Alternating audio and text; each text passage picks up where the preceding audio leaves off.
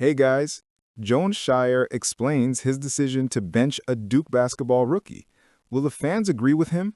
Let's get to the news. Subscribe to the channel to receive more updates.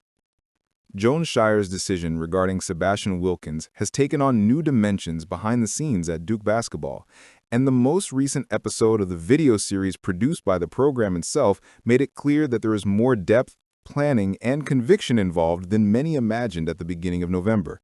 The coach, in his fourth year at the helm, had already announced that Wilkins would be out for the season, a move that, on the surface, might seem like just the consequence of an already established rotation.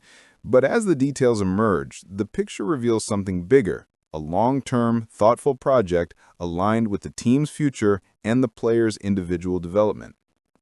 Duke's current situation explains part of this logic.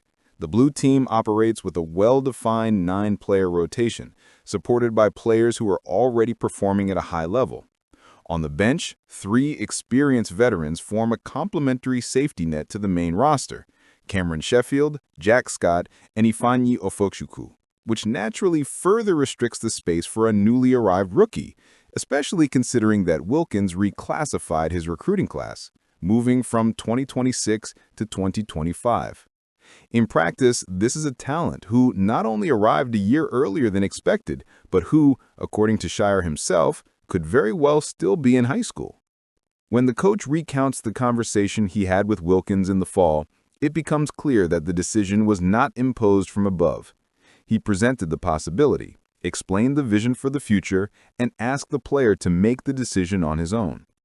It's an approach that combines trust, honesty, and preparation, elements that have characterized how Shire tries to shape his management.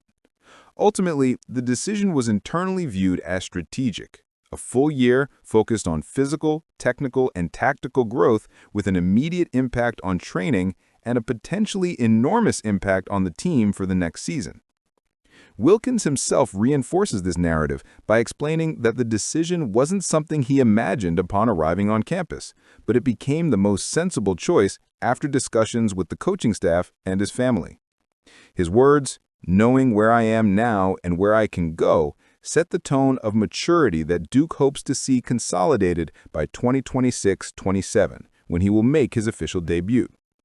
The testimonials of teammates Cameron Boozer and Nicolas Kamenia complete the picture. For Boozer, Wilkins has been decisive in training, helping to raise the daily competitive level. This is important recognition, coming precisely from one of the most talked about names in the country.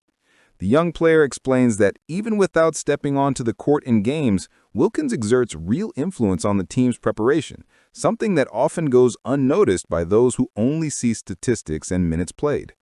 Kamenia, in turn, highlights his teammates' constant energy and positive presence, qualities that carry considerable weight within a young and ambitious locker room.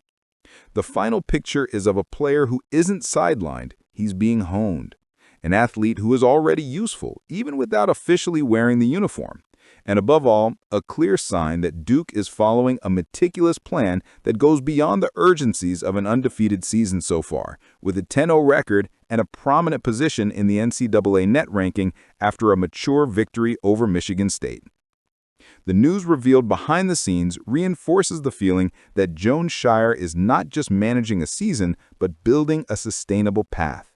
By betting on Wilkins for the future, the coach shows that even amidst the pressure for immediate results, there is room for decisions that prioritize development, continuity, and a long-term vision, one of the most valuable traits of great college basketball programs.